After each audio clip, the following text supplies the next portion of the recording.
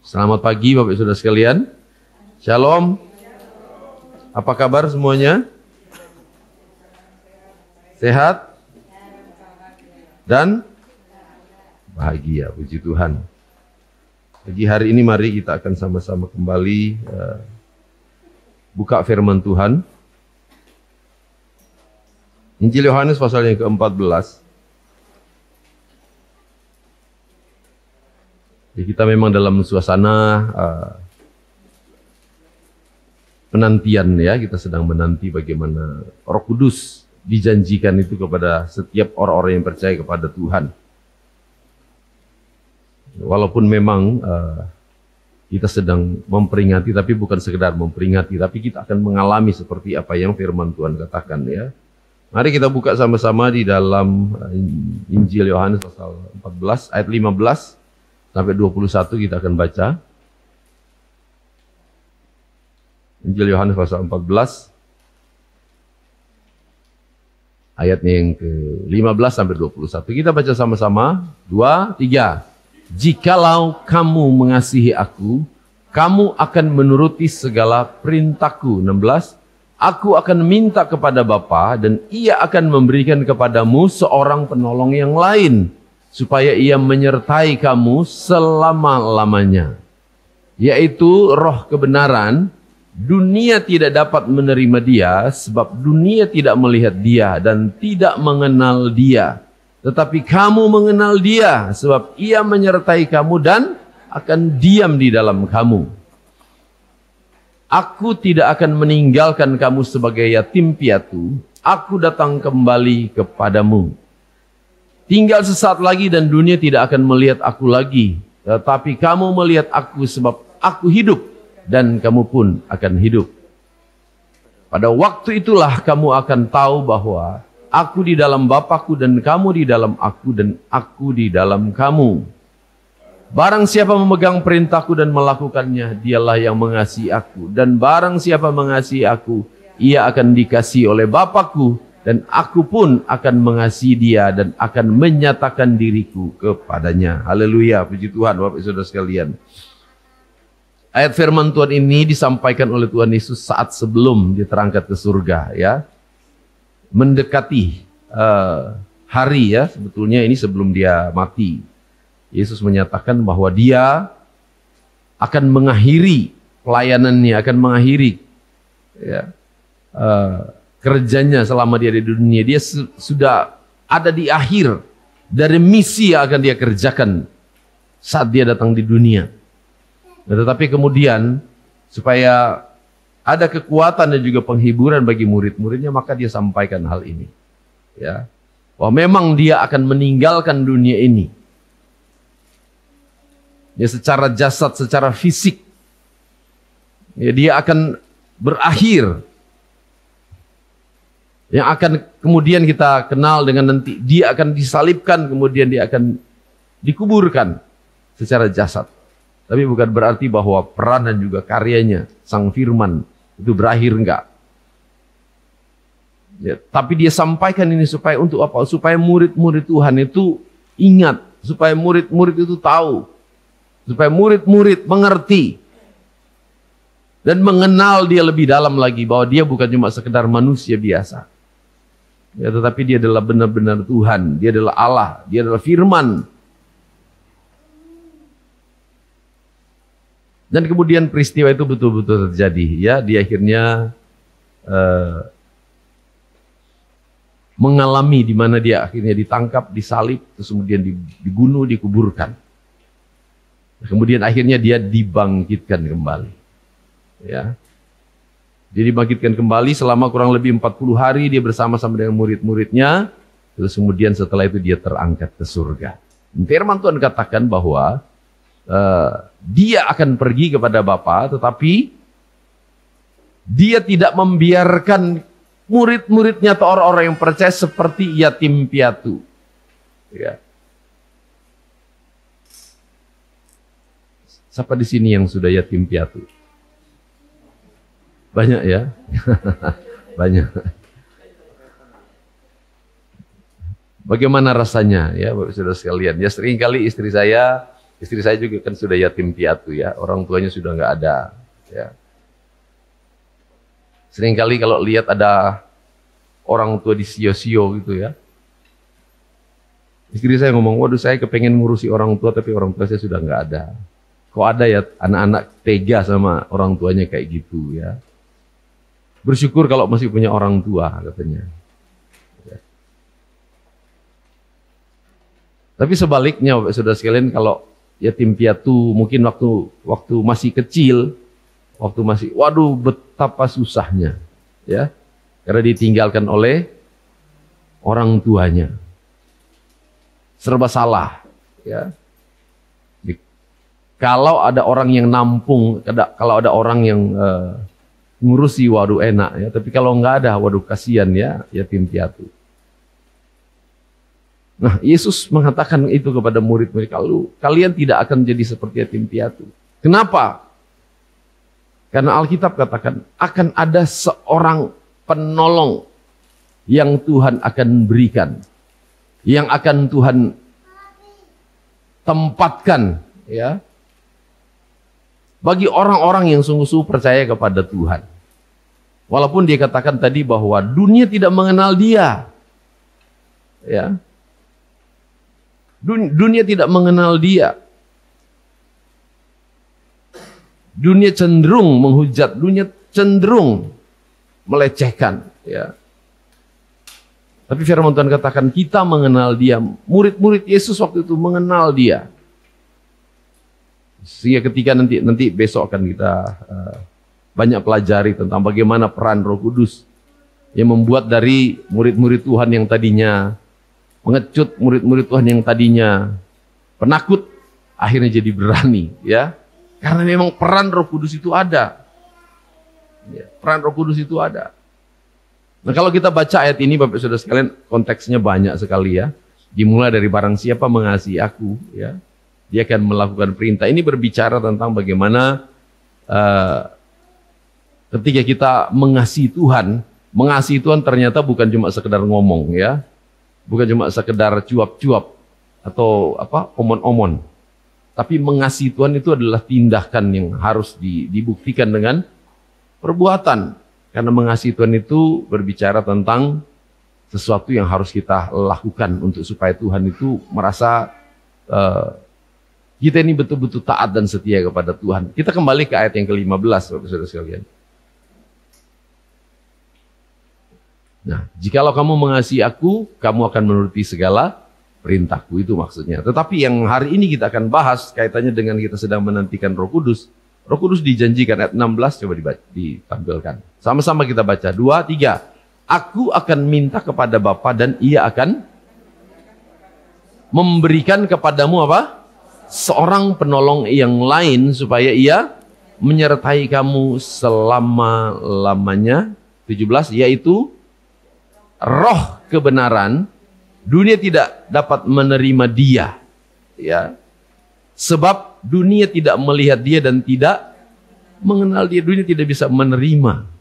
Makanya kalau kita orang Kristen berbicara tentang Tritunggal, Bapa, Anak dan Roh, itu sulit diterima, ya, sulit diterima. Padahal ya secara pribadi eksistensinya jelas, dia berkarya, Bapak Saudara sekalian, ya. Besok nanti kita akan banyak belajar, tapi hari ini kita akan belajar bagaimana, karena tema kita hari ini adalah Roh Kudus menyertai. Ya. Roh Kudus menyertai. Nah, firman Tuhan katakan Tuhan itu akan berikan ketika dia naik ke surga, dia tidak membiarkan umat-umatnya sendirian. Tetapi dia mengirim atau dia memberikan penolong yang lain. Penolong yang lain supaya apa? Dia akan menyertai kita, ya. Menerima dia sebab dunia tidak melihat dia dan tidak mengenal dia. Tetapi kamu apa? Mengenal dia sebab ia menyertai kamu. Bahkan diam di dalam kamu. Saya mau tanya Bapak Saudara sekalian. Bapak Ibu Saudara sekalian, kira kita mengenal Roh Kudus enggak? Siapa yang mengenal Roh Kudus katakan amin. Roh Kudus itu seperti apa? Karena Alkitab katakan bahwa orang yang percaya kepada dia pasti mengenal mengenal Dia. Ya, pasti mengenal Dia. Kalau Roh Kudus ada dalam hidup kita, kita pasti mengenal Yesus dan kita akan percaya kepada Dia. Kapan Bapak Saudara sekalian, kapan bahwa kita ini betul-betul meyakini bahwa ada Roh Kudus dalam hidup kita? Coba kita lihat satu ayat Bapak Saudara sekalian. 1 Korintus pasal 12 ayat 3. Ini mungkin sudah pernah kita bahas. 1 Korintus pasal 12 ayat 3. Baca sama-sama 1, 2, 3. Karena itu aku mau meyakinkan kamu bahwa tidak ada seorang pun yang berkata-kata oleh Roh Allah dapat berkata terkutuklah Yesus. Dan tidak ada seorang pun yang dapat mengaku Yesus adalah Tuhan selain oleh Roh Kudus. Jadi salah satu tanda Bapak Ibu Saudara sekalian, salah satu tanda bahwa dalam hidup seseorang dia itu ada Roh Kudus, ada dalam pimpinan Roh Kudus, adalah ketika dia bisa mengaku apa? Yesus adalah Tuhan. Memang ada ayat lain bahwa orang itu tanda ketika dipenuhkan dengan Roh Kudus, ada yang berbahasa roh dan sebagainya. Tapi ternyata Roh Kudus itu bukan cuma berkarya saat orang itu sudah mengalami kepenuhan Roh Kudus, tapi Roh Kudus sudah berkarya saat seseorang, saat pribadi lepas pribadi punya keyakinan, punya punya kepercayaan bahwa Yesus itu adalah Tuhan. Karya Roh Kudus itu sudah terjadi dalam kehidupannya. Kapan Bapak Saudara sekalian percaya bahwa Yesus adalah Tuhan?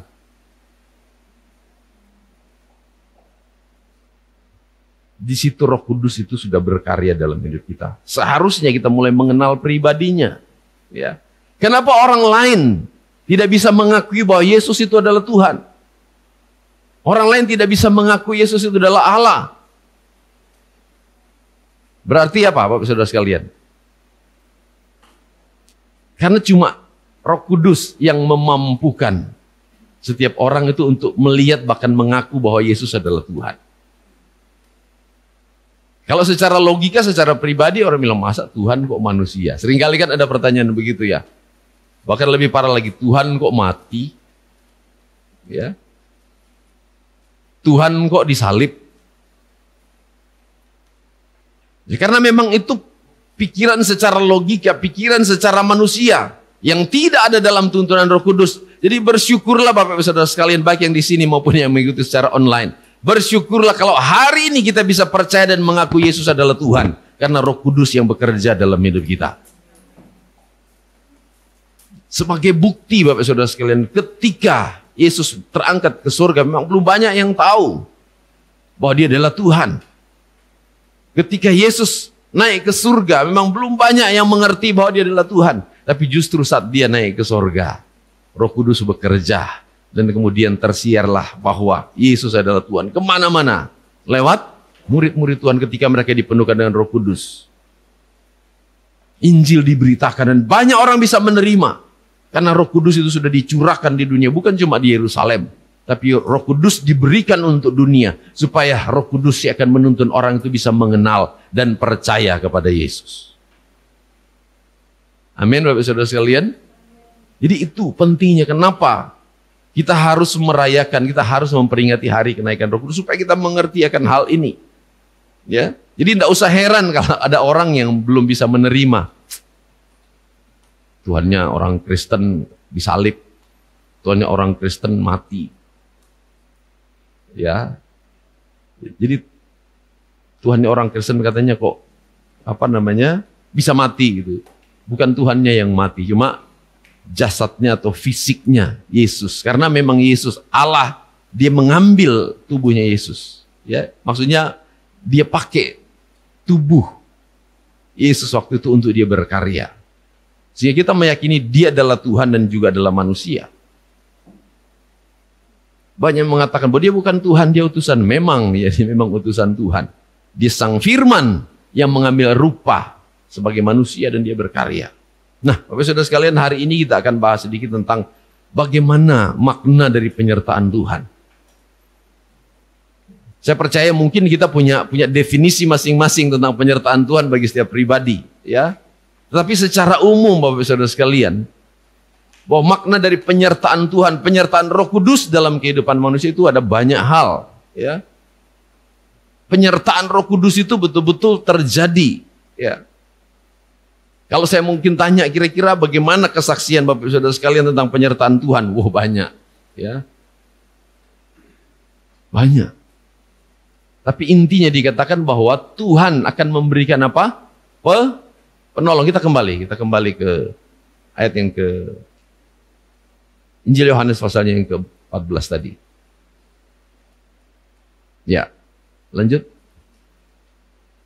Itu roh kebenaran, dunia tidak dapat 16 dulu, 16. Aku akan minta kepada Bapa dan Ia akan memberikan kepadamu seorang apa?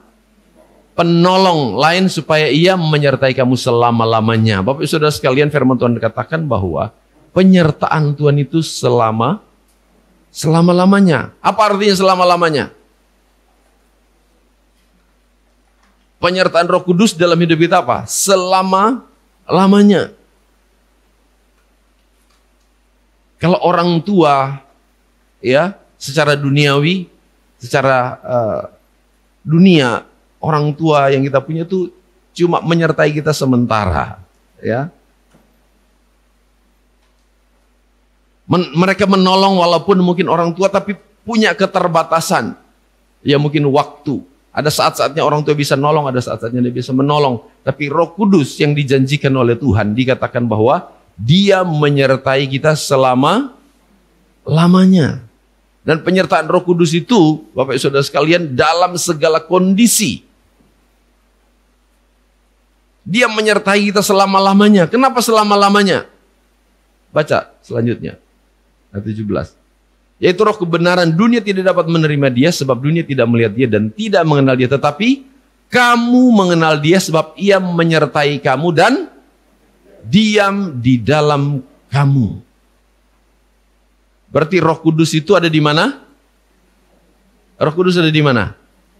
Ada di dalam kita. Jadi dia bukan cuma ngawasi dari jauh begini. Tetapi dia itu ada di dalam kita. Apa makna bahwa dia ada di dalam kita kira-kira? Apa yang Bapak Ibu Saudara sekalian bisa pikirkan? Kalau Roh Kudus ada dalam hidup kita, apa yang Bapak Ibu Saudara sekalian pikirkan? Artinya, kalau hidup kita senang, Roh Kudus juga bisa menikmati kesenangan. Kalau kita bersuka cita, Roh Kudus juga menikmati sukacita.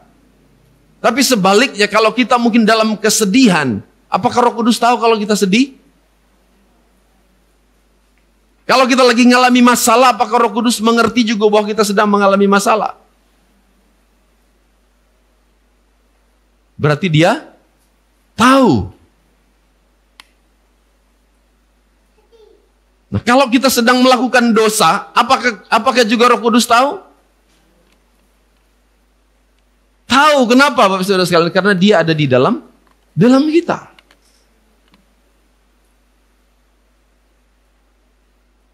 Jadi perhatikan Bapak Saudara sekalian bahwa makna dari penyertaan Roh Kudus.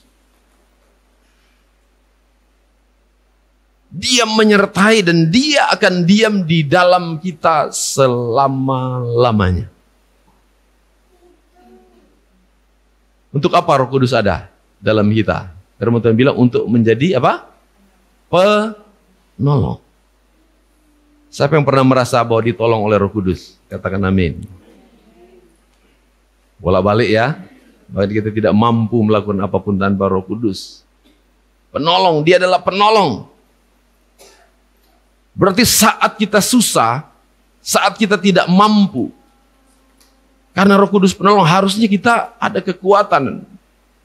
Dan sebetulnya Bapak Saudara sekalian bahwa dalam kondisi apapun hidup kita, ya, dalam kondisi apapun hidup kita, seperti firman Tuhan katakan, walaupun mungkin kita hampir-hampir mau jatuh, tapi kita tidak akan sampai tergeletak. Kenapa? Karena ada Roh Kudus dalam hidup kita. Dia yang akan membuat kita bangkit kembali, sebab tangan Tuhan menopang, walaupun itu bahasa seperti itu, tapi itu pekerjaan karya Roh Kudus. Makanya Roh Kudus itu berdiam di dalam kita, karena kalau sampai akhirnya kita jatuh, dia yang bersedia untuk menopang hidup kita kembali. Sehingga anak-anak Tuhan tidak boleh ada yang putus asa. Kalau kita sedang dalam keterpurukan atau kita jatuh di dalam dosa. Bapak saudara sekalian, ketika kita jatuh atau ketika kita terpuruk, ada nggak di dalam hati sanubari kita? Ada yang seringkali mengingatkan, ayo kembali, ayo bertobat, ayo tetap kuat. Masih ada Bapak saudara sekalian? Ada, berarti itu Roh Kudus sedang berkarya, Roh Kudus sedang bekerja dalam hidup kita. Jangan sampai Bapak saudara sekalian, ketika kita mungkin terpuruk atau kita mengalami kehidupan kita jatuh dalam dosa, atau kita sudah nyaman di situ dan tidak ada lagi yang mengingatkan. Justru itu hati-hati, tanda seru bukan tanda tanya. Hati-hati Bapak saudara sekalian. Jadi makna dari penyertaan Roh Kudus adalah Dia memberikan pertolongan. Secara umum, pertolongan itu bisa banyak hal ya. Pertolongan bisa berbicara saat kita susah, Dia beri penghiburan. Saat kita lemah, Dia beri kekuatan. Saat kita mengalami jalan buntu, Dia akan memberikan apa? Jalan keluar. Jadi bersyukurlah Bapak Saudara sekalian bahwa Roh Kudus itu betul-betul ada dalam hidup kita. Ya. Bersyukur. Kita bersyukur karena penyertaan Roh Kudus itu selama-lamanya. Artinya tidak akan pernah berakhir. Kecuali kalau kita, ada firman Tuhan katakan bahwa dosa yang lain itu bisa Tuhan ampuni. Tapi kalau kita sampai akhirnya menghujat Roh Kudus, itu tidak akan diampuni. Menghujat Roh Kudus artinya kita tidak mau lagi ya dipimpin oleh Roh Kudus. Ya. Kita sudah melepaskan diri dari keyakinan kita kepada Kristus, kepada Tuhan, dan kita meninggalkan Tuhan Yesus.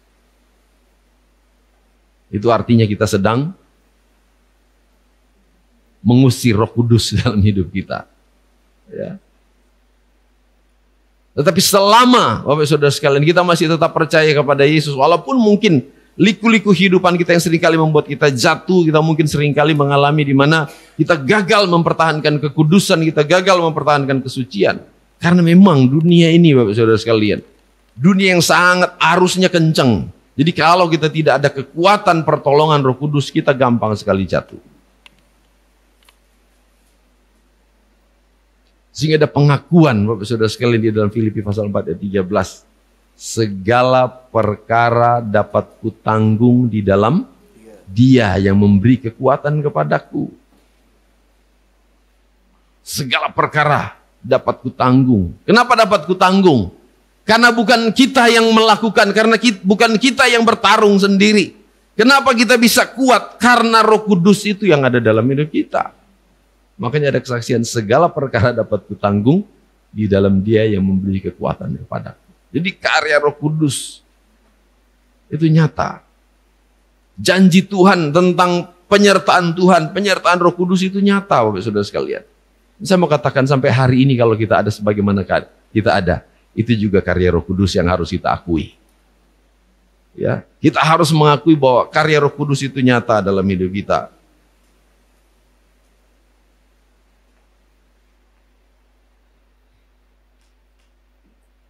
Nah, jadi karya Roh Kudus itu dikatakan bahwa Dia akan menolong. Ya, Dia akan menolong. Artinya begini, kalaupun banyak hal kita tidak mengerti, Tuhan yang akan memberikan kita pengertian. Bapak Saudara sekalian, setiap kali kita ke gereja, saya mau tanya, di sini siapa yang sering kali dengar khotbah dan langsung mengerti? Katakan amin. Siapa yang dengar khotbah langsung mengerti? Sekali lagi katakan amin. Amin. Atau sekarang sebaliknya, siapa yang ketika dengar khotbah banyak tidak mengertinya? Ngomong apa iki? Siapa yang sering kali dengar khotbah tapi nggak mengerti? Hah? Kadang-kadang ya, kadang-kadang. Walaupun gini-gini tapi ternyata nggak ngerti. Ya.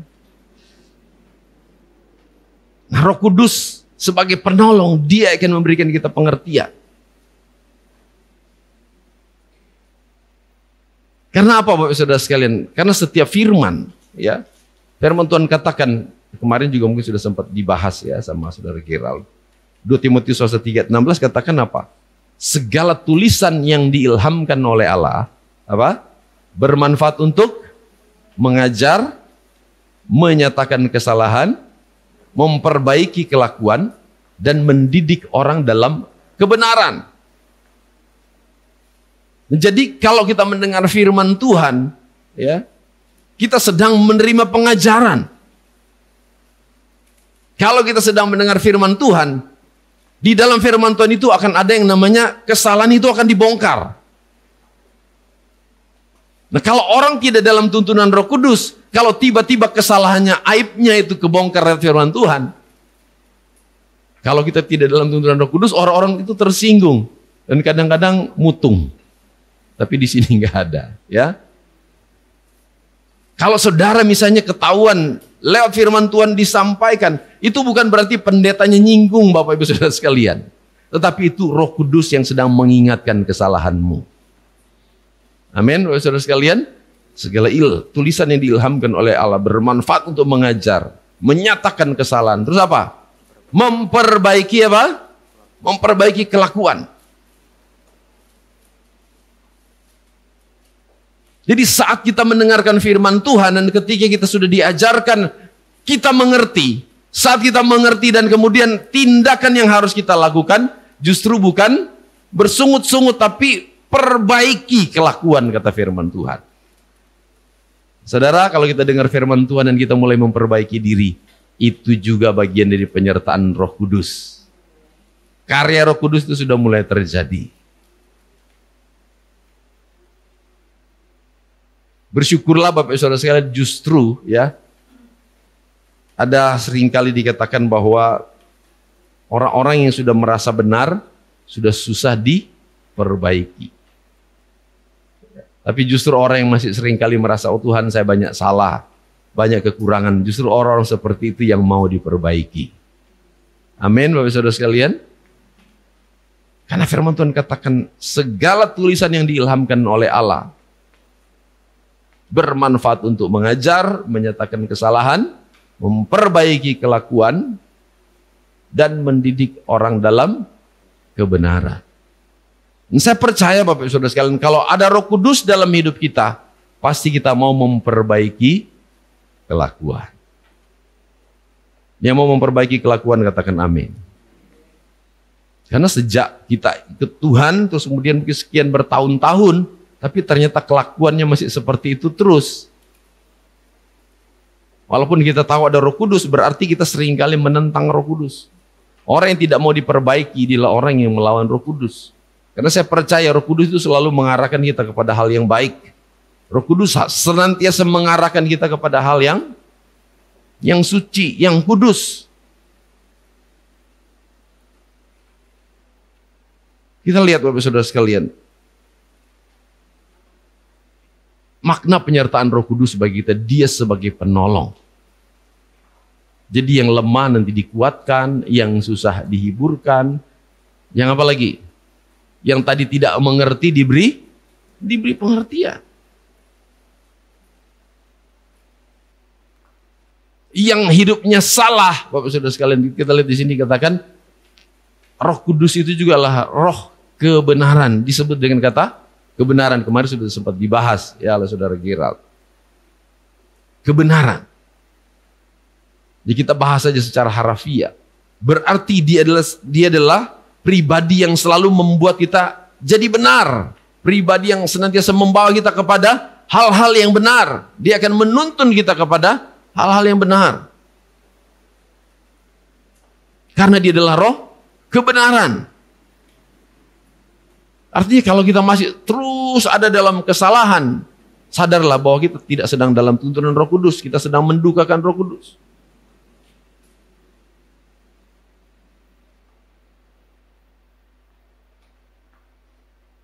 Bersyukurlah bahwa penyertaan Roh Kudus itu sempurna dalam kehidupan kita. Ya. Roh Kudus menolong. Dan firman Tuhan katakan penolong itu ada dalam kita dan dia diam di dalam kita selama-lamanya. Tadi kita sudah awali bahwa kalau Roh Kudus ada dalam hidup kita, Ya, saat kita susah dia juga pasti merasakan susah. Saat kita lemah dia juga merasakan. Bagian dari Roh Kudus menolong, salah satunya juga adalah dia menjagai kita. Sama-sama katakan, dia menjagai kita. Menjaga itu banyak hal, ya. Menjaga itu bisa berarti dia sedang melindungi kita, ya. Dia melindungi kita. Ada nggak tahu itu artikel yang ditulis bahwa ada orang ketika dia kecelakaan, katanya sempat kecelakaan di jalan tol, terus dia protes sama Tuhan, Tuhan, aku kan sudah berdoa waktu perjalanan, ya, tapi kok masih kecelakaan? Terus ditanya sama malaikat, loh, kamu waktu di jalan tol itu larimu berapa? Dia bilang, wah 120. Terus malaikat bilang, wah salahmu sendiri. Aku kan taat peraturan. Malaikat itu taat peraturan.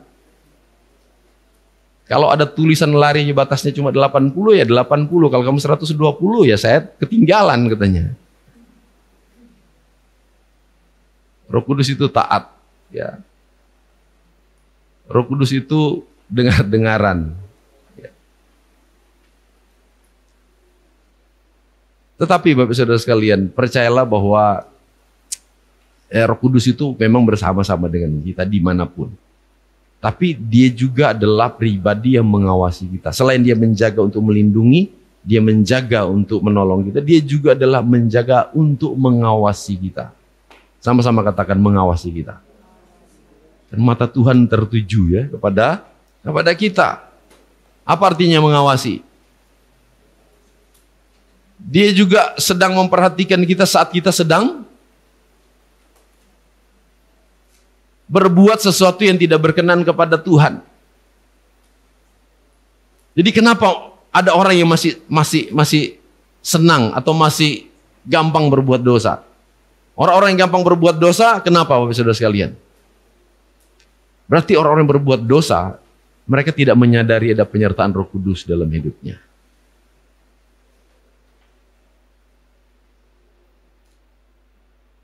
Orang-orang yang sering kali berbuat dosa adalah mereka yang tidak menyadari bahwa ada Roh Kudus dalam hidupnya.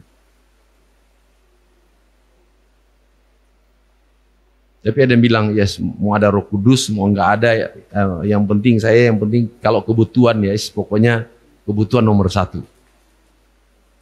Kalau ada orang masih berprinsip seperti begitu, Bapak Saudara sekalian, dia tidak percaya kepada Roh Kudus. Bahwa Roh Kudus juga tuh bisa menolong dengan cara yang ajaib untuk bicara soal kebutuhan. Bisa bilang amin, Bapak Saudara sekalian? Jadi penyertaan Roh Kudus itu luar biasa. Dia menyertai bukan cuma sekedar melindungi, menjaga, tapi dia juga menyertai karena dia mengawasi. Apa yang diawasi, Bapak Saudara sekalian? Saat kita melakukan yang benar, termasuk saat kita melakukan yang tidak benar. Siapa yang masih pernah melakukan yang tidak benar, katakan amin. Banyak, ya.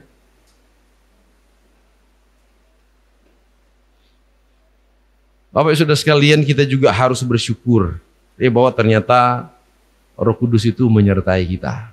Bagaimana respon kita ketika kita menyadari bahwa ternyata ada Tuhan, ada Roh Kudus yang menyertai kita? Respon kita adalah kita bersyukur, kita berterima kasih bahwa ternyata ada Roh Kudus. Makanya kita seringkali berkata, Tuhan terima kasih. Roh Kudus terima kasih. Ya, karena Engkau yang menyertai. Saya banyak melihat ada banyak kejadian di media sosial, pernah saya lihat, saudara sekalian. Ada orang yang tiba-tiba berdiri, terus seperti ada binatang yang perlu ditolong di depannya. Waktu dia datang tolong binatang, ternyata tiba-tiba di tempat itu ada kejatuhan kayak barang yang besar. Ada juga orang diluputkan dari kecelakaan. Cuma gara-gara dia berhenti untuk mengambil sesuatu, ternyata setelah itu ada kecelakaan. Kita lihat bagaimana penyertaan Tuhan itu sungguh-sungguh luar biasa. Bahwa Tuhan itu melakukan hal-hal yang ya seringkali mungkin kita tidak bisa bayangkan, kita tidak bisa pikirkan, tapi justru Tuhan lakukan itu. Itu bukti dari penyertaan Tuhan. Ya, bukti dari penyertaan Tuhan. Sehingga kita harus senantiasa bersyukur, harus senantiasa memuji Tuhan. Karena penyertaan Roh Kudus itu, Bapak Saudara sekalian, ya, penyertaan Roh Kudus dalam kehidupan umatnya. Itu memang janji Tuhan, ya, tetapi harus kita syukuri bahwa penyertaan Tuhan itu akan terus memampukan kita. Penyertaan Roh Kudus itu ya akan terus menuntun kita. Penyertaan Roh Kudus itu ya akan membuat kita sampai di finish di mana tujuan Tuhan mau bawa kita. Sehingga kita betul-betul harus menyerahkan hidup kita kepada penyertaan Roh Kudus. Bapak Saudara sekalian, ada beberapa ayat di sini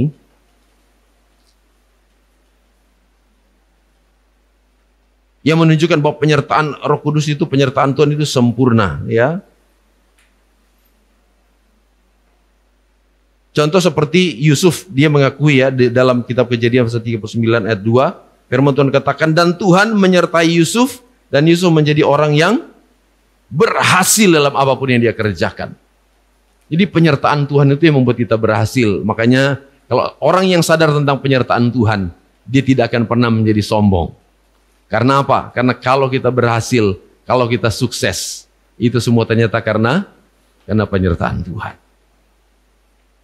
Jadi orang yang disertai oleh Tuhan dikatakan dia berhasil. Yusuf ini kita sudah tahu ceritanya, ya. Dia berhasil dalam segala apa yang dikerjakan Yusuf, dia berhasil.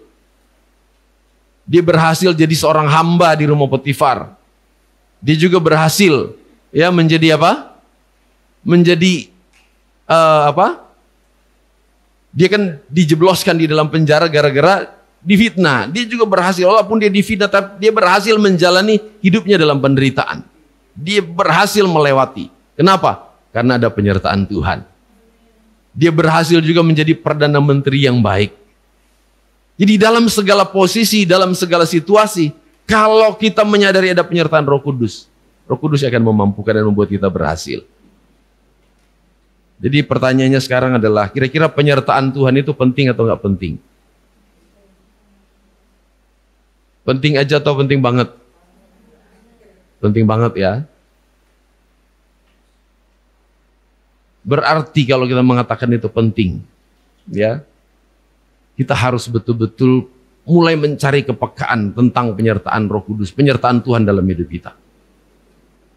Kita minta kepada Tuhan, Tuhan beri kepekaan, beri kemampuan, supaya kami itu akan terus menyadari penyertaan Tuhan, menyadari penyertaan Roh Kudus. Saudara, ketika kita mungkin mengalami masalah, kalau kita sadar penyertaan Roh Kudus, apa yang terjadi? Pasti kita ada kekuatan, betul? Pasti kita, oh saya disertai Roh Kudus. Nah, demikian kalau kita menyadari bahwa ketika kita disertai Roh Kudus, kita juga akan tidak mungkin melakukan hal-hal yang tidak berkenan kepada Tuhan. Ketika kita menyadari ada penyertaan Tuhan, ada penyertaan Roh Kudus, kita tidak berani untuk melakukan hal yang tidak benar di hadapan Tuhan. Yang setuju katakan amin. Jadi menyadari penyertaan Tuhan ini sangat penting bagi kehidupan kita orang-orang percaya. Karena kalau kita tidak menyadari penyertaan Tuhan, kita tidak menyadari penyertaan Roh Kudus, kita akan gampang lemah, kita akan gampang jatuh. Tapi saat kita menyadari penyertaan Roh Kudus itu nyata dalam hidup kita pasti akan selalu kuat. Kita pasti akan senantiasa menjaga kekudusan. Kita akan pasti menjaga supaya kita menyenangkan hati Tuhan dengan segala perbuatan kita. Jadi menyadari penyertaan Roh Kudus, menyadari penyertaan Tuhan itu sangat penting.